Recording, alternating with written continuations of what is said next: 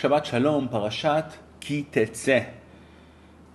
I don't know about you, but I'm getting the sense of a feeling that we are really heading towards the end of the Torah.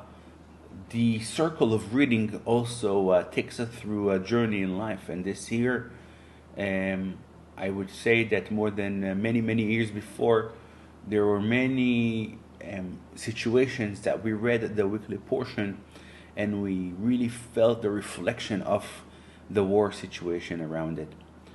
And when I'm reading this week parasha, there's many connections. We're talking about the war. It started with Ki Tezeh, when you will go out to war. And our sages throughout the generations gave a lot of explanations that are connected to don't take the meanings of the war necessarily to war. Yeah, they took it also to the soul, the journey, and the spiritual side of things. But this year, when war is around us, everything becomes very real. Everything becomes a real situation. And how do you deal with the war and what you are facing? And this week, there's many different issues that are, as we say, are a conclusion of the life journey of Moses, of Moshe, and what he wants to pass to the people. There's a lot of vignettes, a lot of different aspects, and it's really hard to connect all of them into one thread. But I think one of the strongest elements that are repeating themselves in this parasha are Rachamim, the mercy. Showing mercy in time of war, showing mercy to your friend, mercy when you see people that have no power.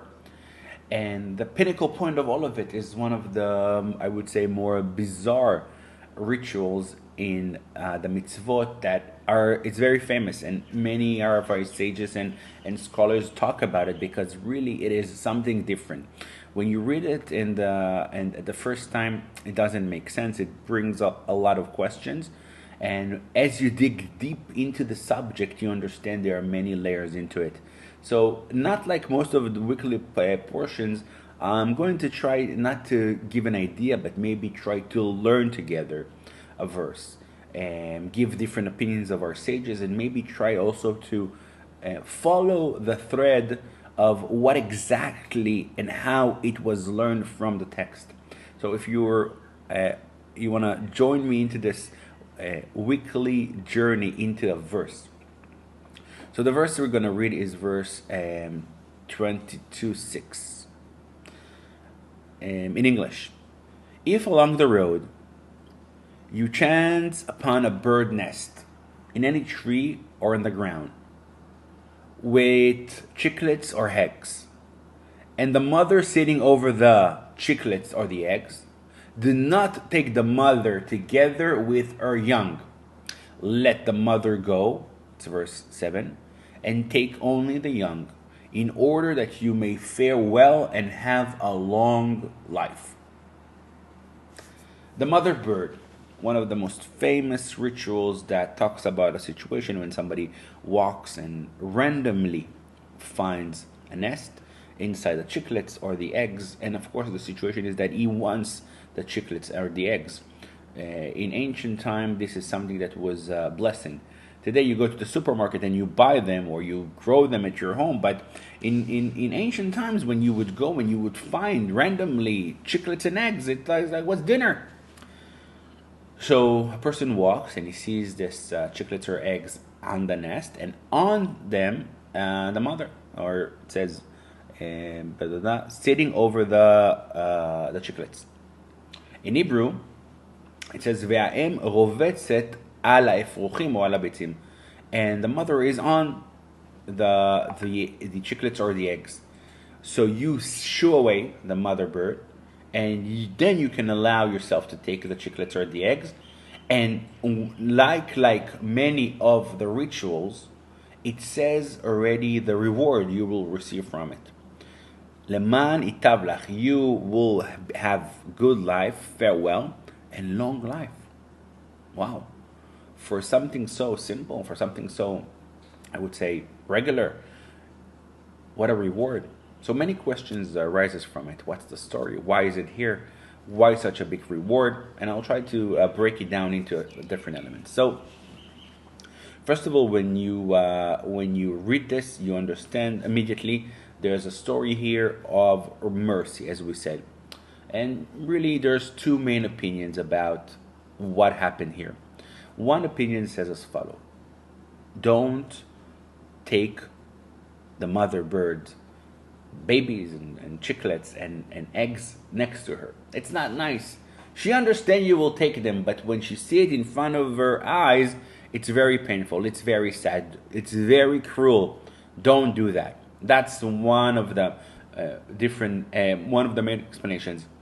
The second explanation is the problem here is not to take the mother bird and the chicklets, because when you're killing a mother and its babies, you are basically performing a genocide for the family. You're killing the roots. It's like the mother and the children. Mercy. There's another ritual. You shouldn't slaughter a cow and its baby in the same day. There's something. Okay, we understand you want one of them, but when you're killing the whole family, the practice puts something bad on your heart. And again, those two elements, those two explanations come to the very basic notion of you need to practice mercy. You need not to be cruel to the mother.